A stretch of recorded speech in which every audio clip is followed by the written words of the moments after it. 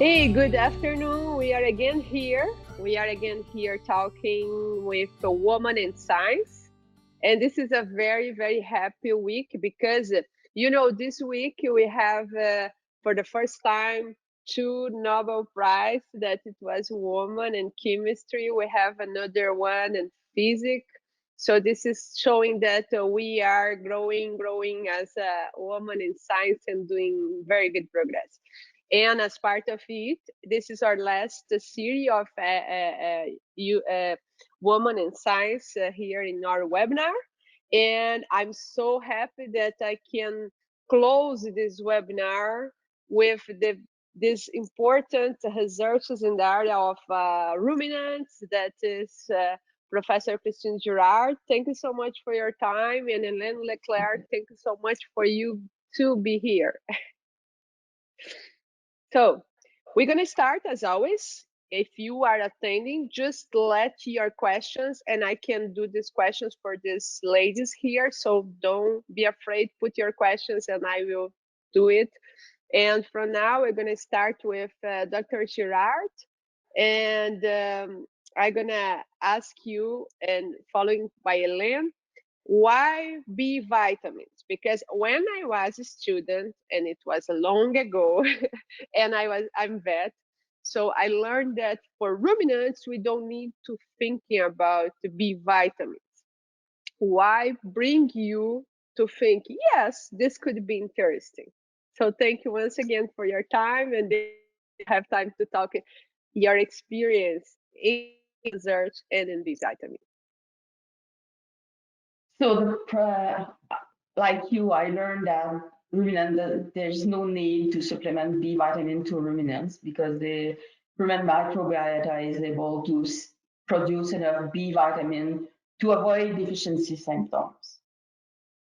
So it is still true, but the problem is that in animal production, we don't want to feed the animal to avoid deficiency. We want to feed the animal to maintain or improve their health and to improve their efficiency. We want the animal to produce more with the nutrients that we are providing them. So this is far from deficiency. So it is the reason why I start to be interested in B vitamins. B vitamins are very different. There are 8 B vitamins. They are very different from each other. They have very different roles, but all of them, they share a common role, which is a coenzyme in metabolic reaction. So when the metabolic, you are talking about cow, dry cow, not gestating, the metabolism is running at a low rate. But when we are talking about lactating cow, high producing dairy cows, gestating cows, the metabolism, the rate, metabolic rate increase. So when you increase the metabolic rate, you increase the need for the coenzyme in the metabolic reaction because you increase the number of metabolic reaction per minute or per hour or per day as you prefer. So up in the rumen microbiota, they are producing their B vitamin, the B vitamin for their own metabolism. They are not producing thinking, oh, the cow is producing more milk, so I should produce more B vitamin. So it is likely that in some condition, feeding or management condition, the B vitamin produced by the rumen microbiota is the amount produced are lower than the amount needed by the cow to maintain an optimal metabolism. And I like the comparison that B vitamins are like oil in a gear. So the gear could still turn if you don't have a lot of oil in the gear, but it will take more strength to turn the gear. But if it's where you have enough oil, then it will turn easily, Mm-hmm. and then it will be more efficient because you will need more strength. And it's the same with B vitamin. If you don't have enough coenzyme, then the reaction will not stop. So you will not have a deficiency. But the reaction will slow down just in accordance to the supply in B vitamin in coenzyme.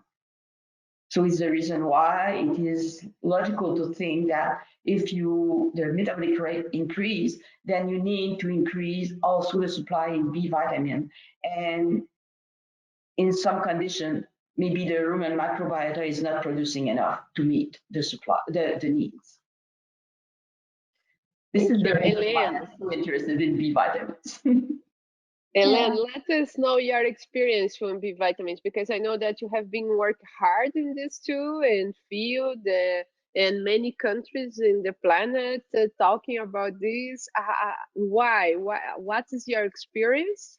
A little bit for us, for understand how you grow up in this area, and why B vitamins, when you start to think that B vitamins it's really important. Okay, well, thanks, Elizabeth. Actually, yeah, it's a very good question. Before I joined Jefo, which was in 2011, I work as a nutritionist, animal nutritionist. I was doing mainly dairy, but I was doing also a little bit of monogastric. And still at that time, I knew about B vitamins for swine, okay, for monogastrics, and in order to meet requirements, to not get any deficiency. But as far as ruminants, dairy and even beef, it was, I was told at that time that it was not required because of ruminant supply, like our Christian explained very well. So when I joined Jefo in 2011, I learned about the concept of B vitamins. I saw all the very interesting results and research that was started with that company even in almost 20 years ago, in 2002, with Jean Fontaine, who came with that new concept with his curiosity and investing in research, and they were doing a lot of field control trial, and I saw all the article, the research, and also the results in the field. And also, very importantly, I started reading about all the work that Dr. Girard did with her team on folic acid and B12. And so I got really, let's say, passionate, because I'm just passionate about nutrition. So B vitamins was a new concept for me, even at that time. So since then, yes, I'm involved a lot with we did a lot of research also from those years. And even within a research project with Dr. Girard and Dr. François Richard, looking at the follicle development. So very like specific to try to understand mode of action. So I'm going to stop because I could talk like all afternoon. all I saw afternoon. that. Yeah, I love when I saw this passion in research, because I think that we are moved by passion like this. It's not nobody's talking about this, but then we start to talk like Dr. Girard just said. So as I understood from you, it's like this old concept that the animal does not need the B vitamins is related to the visions of the animals that was not as productive that we have now. Now we have a productive animal, they have more demand, and if you can supply, you're gonna make the life easier for the animal to produce and to have our this demand attend. Well, I'm not a ruminant research. I'm learning here with you, and I'm so happy. And one thing that we observe is that well, this concept that we cannot we don't need B vitamins is because the rumen microorganism produces these B vitamins. So when you think about the supplementation of B vitamin, it is fundamental that we protect this vitamin, Professor Girard, to reach the intestine. There is some advantage in it compared to the supplementation without the protections, or How is your opinion on that? There are 2 points with the protection. With some B vitamin, the utilization by the human bacteria will be so great that the amount that will reach the absorption site will be very small. For vitamin B12, for example, it's really always a question of energy. The molecule, vitamin B12 molecule is huge. It's very huge, and it's very complicated to be produced by the bacteria. So the bacteria are like us; they are a bit lazy. So if you provide them with preformed, They produce less. they will just use it. There is no point for them to try to produce the vitamins if they can just use it. But when they are using it, they are sometimes destroying it. So these B vitamins will not be available for the animal, for the cow, because it will be absorbed in the small intestine and it will not reach the small intestine. So, and the vitamin B12 is very expensive. So it's very, from an economical point of view, it's better to protect the vitamin B12 and to be sure that it will reach the site of absorption in the intestine. For some other B vitamin, the restriction is less extensive, so probably it's more an economic calculation. But some B vitamin will also have an effect on the rumen microflora. Like in a last study that we conducted 2 years ago, but still unpublished. But we observed that this vitamin B12, biotin supplement change the rumen microbiota activity. So it could be from a negative point of view. So in this case, rumen protected will be better because we will avoid this, probably because it favors some bacteria less efficient for fiber degradation, for example. So it's Hélène, to complement it, I know that you have this long experience with protected B vitamins. Do you have something else to complement what your field experience with it in different countries? What it's the advantage of protections that you saw? Yeah, well, what we found is that if you need a very good protection technology to make sure that the vitamins, the B vitamins, will not be degraded in the rumen, and so you need to test the technology to make sure that it has a good protection and a good intestinal digestibility. And yes, in order to prevent like rumen degradation, as Dr. Girard explained, we found that having a protection technology will be more practical in the field. So you can give it in the diet every day, so the cow will get a constant supply. And so it's a very practical way, because we see still a lot of dairy producers that are injecting some B vitamins around calving time, after calving, but injections is very stressful for the animal, and also, like, most of those vitamins are water soluble, so you will have to inject many times. So it's really not practical and very stressful for the animal. So we found that it was a good way to protect really from rumen degradations. And we have many studies, peer-reviewed studies, and control field trials showing that the cow will respond to it. So if you get if you get an optimum, more milk, we see more milk, better health, better repro, better efficiency. So if you see all those response, I would say that, yes, those cows need more B vitamins. And the idea is not to feed the rumen microbe, but to feed directly the cow. Yeah, we have some questions here that people when subscribe ask us, and one is like, what is the advantage in terms of milk productions or milk composition when you put when you supplement with B vitamin? What we can expect it with the supplementation? This is a very interesting question because there is no clear answer to that.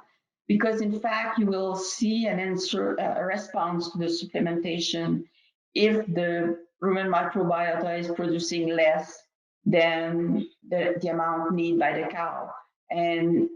But if the rumen microbiota are producing enough B vitamin, then you won't see any response. So right now, the challenge is to be able to determine when the animal will uh, benefit from the B vitamin supplement. In our experiments, for example, when we test only folic acid and vitamin B12, we saw different response. We always saw an improvement in metabolic uh, efficiency, but the response was not always the same. In some cases, we saw a big increase in milk production and milk component yield without during in early lactation, without any effect on dry matter intake, and without any effect on body reserve mobilization, which means that the cow uses the nutrient more efficiently to produce more milk. But sometimes we saw no increase in milk component, but we saw that really in this case, the body condition score losses and body weight losses were really reduced. So the intensity of the response is variable and it depends of the amount of the proportion of B vitamin that is lacking to have the equation supply is equal to need. Sorry. Sorry. The requirements. Hélène, what's your experience with this? I saw that you did a peer review recently. You published that, right? What's your experience with the supplementation? As far as you're talking about milk productions and components, actually we just presented this summer at ADSA a very large meta-analysis where we had 65 studies from 8 countries. And this was with a blend of rumen-protected B vitamins. So yes, we had folic acid and B12, but also other B vitamins. And in all those different studies where we have different environments, diets, managements, we saw an increase in the milk yield, 0.9 kilo more, and more fat and protein yield. So yes, we see, even if the response, if you look at each study, the response was not exactly the same. If you look at the average of the meta-analysis, we see a very positive response. In some occasions, we got, in some farms or studies, we got higher response, and some a little bit lower. But the confidence interval was between 0.6 and 1.17, if I remember well. So still very constant response as far as milk. Yeah.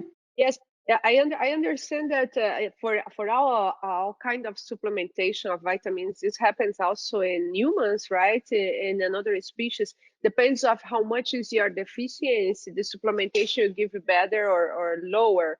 And Dr. Girard, I understand that your team, the team that you have been working, you are having done a research that I saw, preliminary research, where you show the deficiency, like you are like looking for different places and see the deficiency that the animals have according to the geographical region. Can you talk a little bit about the previous results that you got? Maybe could help us to understand this variation, that you have more in some areas and less in another, but consistent, as Hélène said. Yes, in fact, we were not so interested in areas. What we want is the largest difference in feeding management. So we decide that it will be, because if I conducted all the studies in Eastern Canada, for example, cows are fed approximately in the same ways in all farms. There are differences, but they are not so huge. But if we look at the way they are feeding cows in California, for example, and how we are feeding cows in Quebec, and then we will have a lot of difference. And the point was to try to see which factors in the diet will have the major effect on.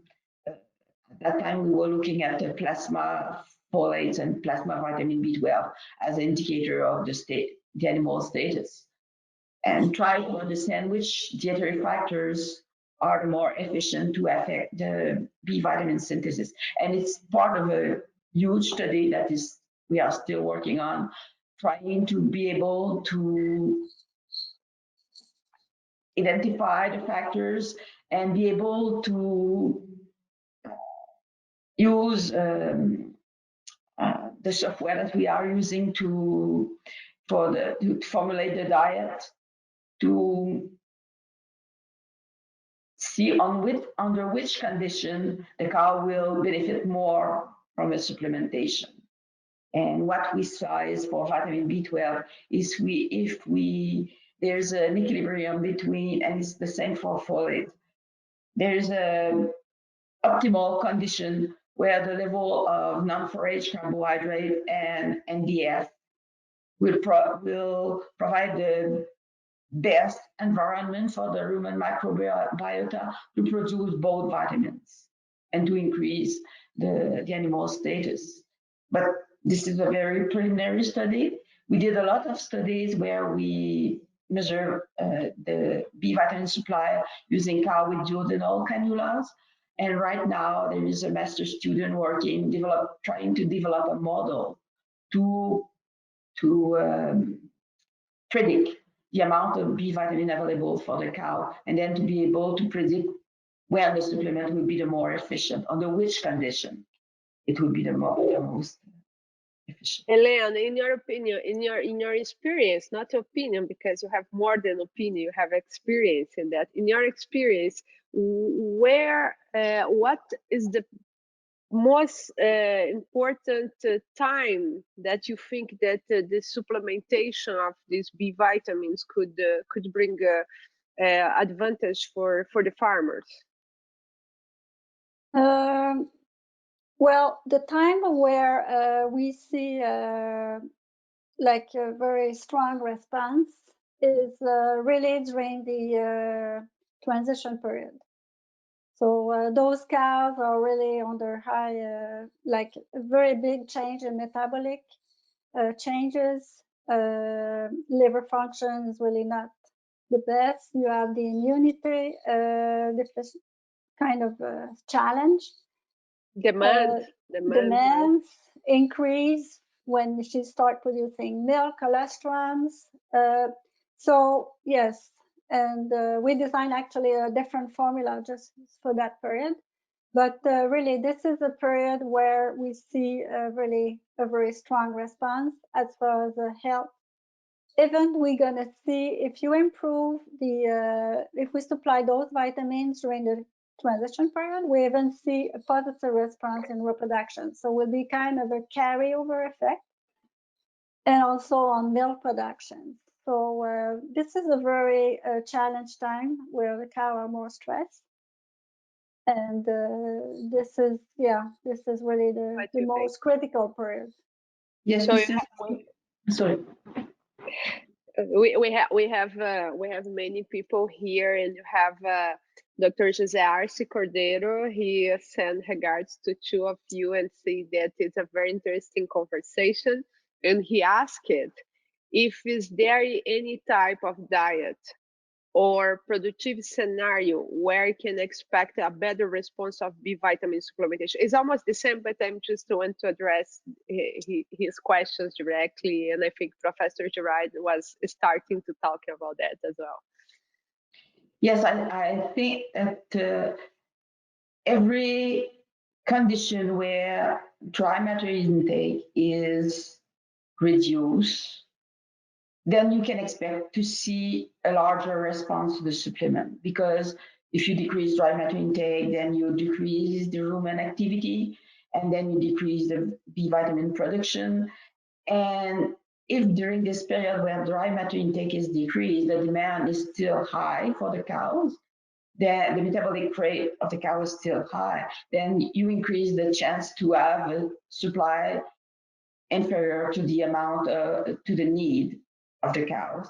So the transition period is one of this period, but there are also very stressful periods, like we saw that acidosis, for example, will decrease the vitamin B12 status. And when we look at what happened into the rumen, we saw that it changed really the amount of vitamin B12 produced into the rumen. So it's a kind of time. So, yes. Hélène, response during stressful periods. Yeah. Hélène, do you want I can maybe add, can I add something? Yeah, yes, really interesting what Christian is saying. And I will add also like heat stress, like it's also really affecting. Like we saw that very strong response during heat stress when cows also are eating less. And this is really interesting too, because we have our own model to develop, like in order to develop some formula and to see what would be the requirements, the supply. And as Christian explained on dry matter intake, this is also what we found out, that dry matter intake was really the main parameter, let's say, that will impact the supply. I just would like to add maybe a comment or maybe a question also for Christian. Is about, we talk about supply, but what about requirements? Yes, this is it really depends. It will be in the formula, like requirements minus supply will give you the response. So yeah, yes, but we know that the requirements are greater in early lactation, because there was a lot of vitamin B vitamin were secreted into the colostrum. So this is a huge losses for the cows. And then after that, the cows start to produce milk, and she's still eating less than the optimal amount. So the balance is negative. So during this period, it's pretty sure that the supplement are likely to have an effect. But I lost what I was. I want to. I lost my. It's really one of the period where we are expecting a difference. But we were very surprised during our last studies. We saw a response. We gave the supplement, folic acid and vitamin B12 supplement, at the end of gestation, and we saw an effect on the calf. But the weight of the calf was increased by the supplement given to the cow. So it looks like a kind of epigenetic response. So possibly the gestation is also a period, but there's still need a lot. We still need research on that. I just get here because I have just these questions from Manvincur.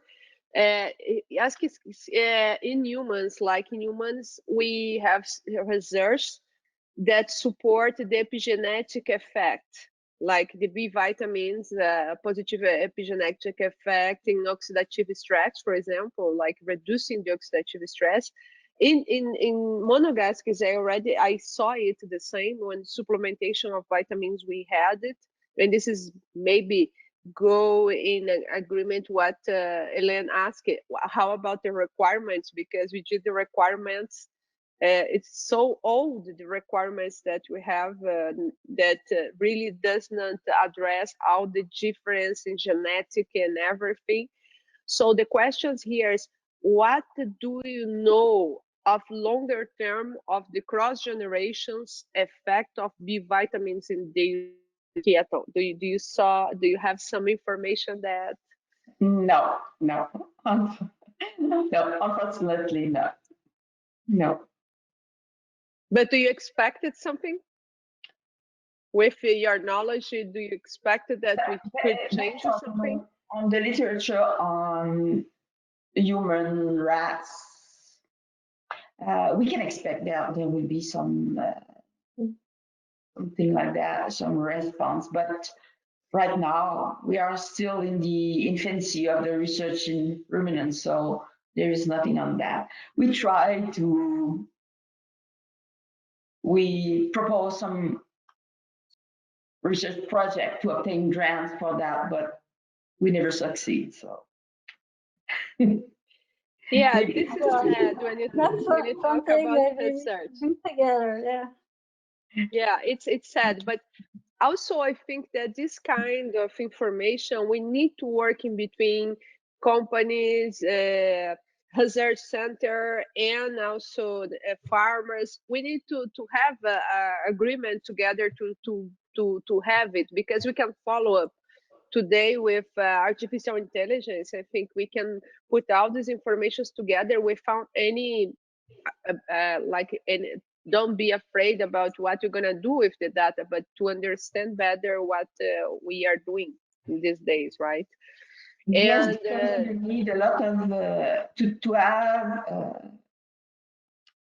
good time. result on this kind of studies. You need a very large number of animals under very different condition.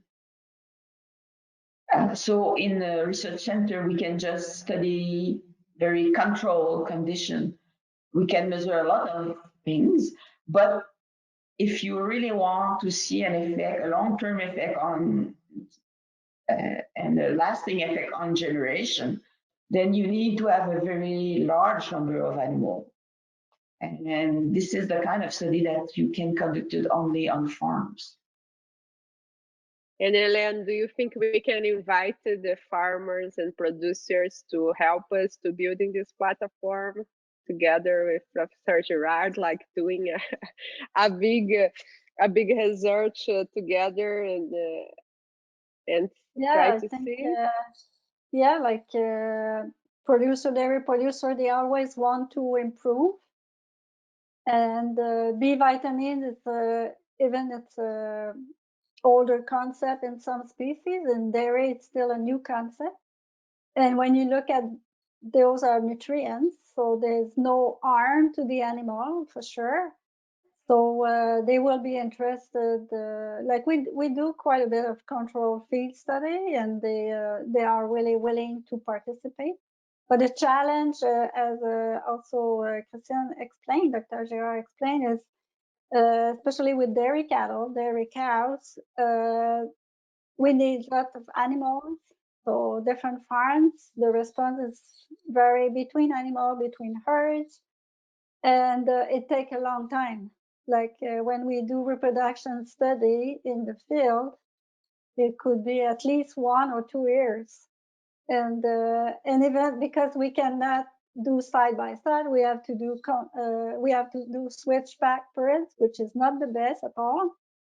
But this is pretty much the only way you can do, and on field trials. So there's a lot of challenge as far as research I see with dairy cows, looking at B vitamins, and just because of the animal, like in monogastrics, you have thousands of chickens, or it's very much, it's very fast, so it's Yes, very Yeah, different. Yeah. yes, but I think like have you girls have some ideas, some from your research or your experience, because we talk about the production side, like milk productions, but it's about reproductivity, like the next cycle. what's your experience with the improvement in the reproductions in the next cycle and the life of this animal? Do you have any or trials, research, or even experience on that? No, the longest study was looking at the complete lactation, but never longer. It's why one of the reasons it's very difficult to look at the effect of a supplementation to the dam and the effect on the daughters, because it will take a lot of time, this kind of study. Information. So, and Hélène, it's very difficult. do you have some? No, we try all the to study, the longest, yeah, sorry, the longest we did too was for about 200 days. So we never went, but we're really interested to look at that point. But it's really a challenge. There's some organism like Lactanet who has lots of data. Maybe like there will be some way to have thousands of data to look at those type of maybe informations could be interesting to maybe to look at. So it's still a lot of things to learn about B vitamins, right? A lot of researches to do. And about beef, what you guys have to talk about the supplementation in beef? Do you have any experience or any hypothesis that what we can expect in beef for B vitamin supplementation? Not really. I did one study on beef, so but we were looking at the effect of the diet on the amount of vitamin B12 in meat. So I don't have experience in beef. I don't know, maybe what will be interesting is in if you look at the condition of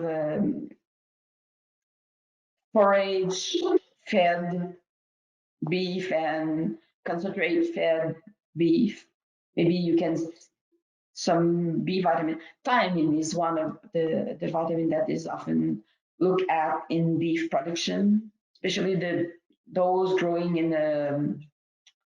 fed mostly on concentrate, because you decrease the pH into the rumen and you increase the formation of an enzyme that destroy thiamine. But there were a few research many years ago on that.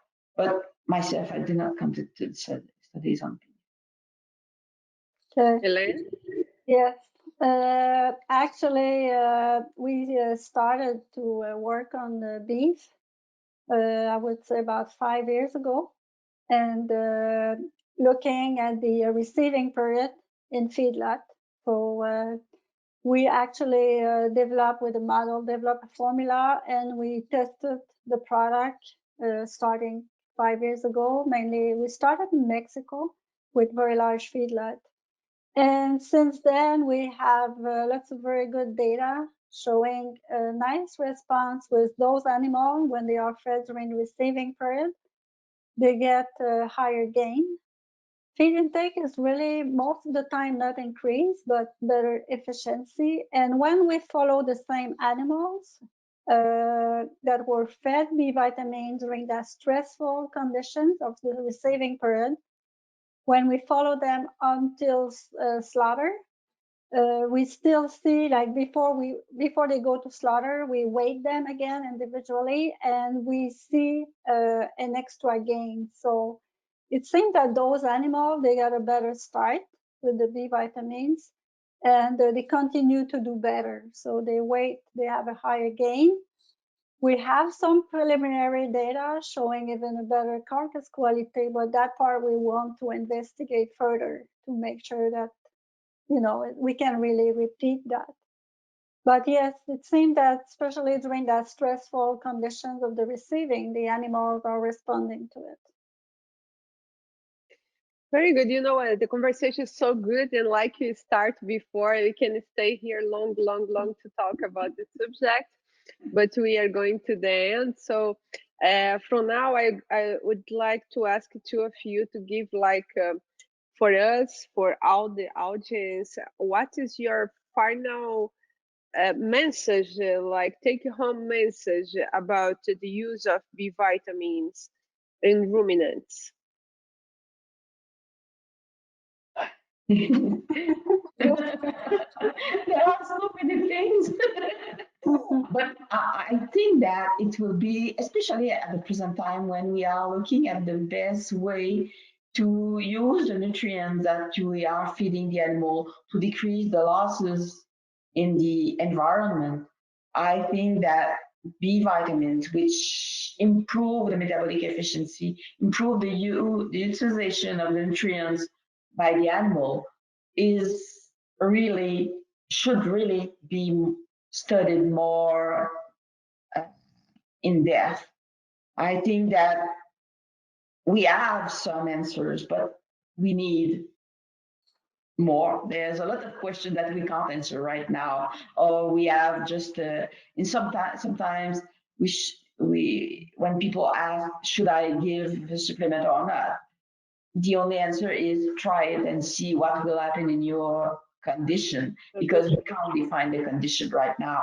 But I think that if we continue the research on this topic, we'll be able to really improve metabolic efficiency, and it will have an effect on the cow health, on the cost for the producer, and it will have also reduce also the losses in the environment.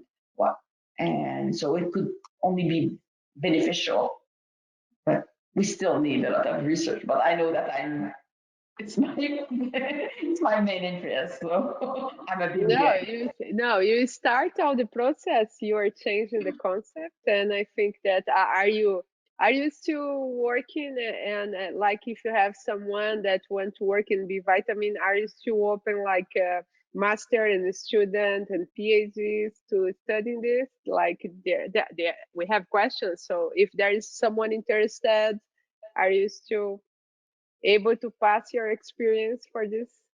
Right now, I try not to start new projects, but I'm working right now with project in other countries, like in France and in other part of Canada, where I'm just providing my expertise, just supervising the student, helping the project to develop. It's For sure, mostly. you have a lot of experience to give to it, and for sure, I would like to have more opportunities to learn from you as well. Hey, Elena, what is your take home message that you want to give to all these people that are listening to us today?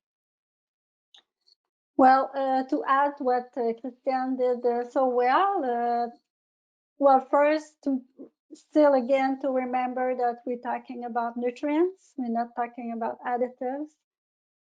And those B vitamins, because of all the stress the cows are under, because of different diets, response, milk, we really see like a need for it. Why I say need? Because we see a response, and although we need still a lot of research, like epigenetics is one of them, like what will be the impact of the future calf, and health. We even we start talking in dairy cattle about during the transition period, inflammations, immune response. Even in general, this part is still not known. We see that B vitamins are helping. How they do it, we don't know. We don't have all the answers. So really understanding also the mode of actions of those vitamins will help to understand why we see those responses. But for sure, from our experience in different countries, diets, we see cow responding to it. So why is that? We don't always have the answer, but looking at the biochemistry, physiology, you can try to explain. But for sure, But more for research is welcome. more research, but the supplementation, it's something that we should look seriously on it. Yeah, I would say that it's a proven concept so far with all the work that we did. Like I could say, like Jefo is really a leader in that and continue to be. So at Jefo, it's the goal is also to continue to investigate more, but I would say it's a proven concept right now. We just need to do more. But for me, if you ask me, it's a no-brainer. So really. So we need research, and we need also, I understand here, we need to have more information from people that using in the farm. We need to work together and try to give to building together more information. I think this is a challenge, and this is also very very exciting. Like we need so many things to learn still. So I thank you so much for your time this afternoon. Thank you for all the answers, and to all of people that is listening to us at home. I also want to say thank you to you. Thank you for all the questions. We received a lot of questions, and we send the questions for Dr. Girard and Hélène, and we hope, and then they will answer you later. So I'm sure that we're gonna get the answer back from them. Thank you so much. And next week we're gonna have another webinar, another series. And basically, we are doing another discussions about coronavirus. So we changed the subject to go for coronavirus. That is like so real today. Everybody's talking about. But we're gonna talk about how the animal science, how the vets have been working with coronavirus in different species. So we're going to talk about swine, we're going to talk about ruminants, we're going to talk about poultry, what is this coronavirus does in these animals, how we are able to control, and what lesson can we learn from this control of coronavirus in animals that we can apply in humans. So we are very excited. We have also a doctor that it's from the human side that we're going to talk how the microbiota could affect the coronavirus sensitivity. So it will be a very fun discussion, and I hope all of you be with us. So thank you again for two of you. Thank you for your time, and I wish you a very good afternoon. Thank you so much for all. Thank you. Thank you very much, everybody, for listening.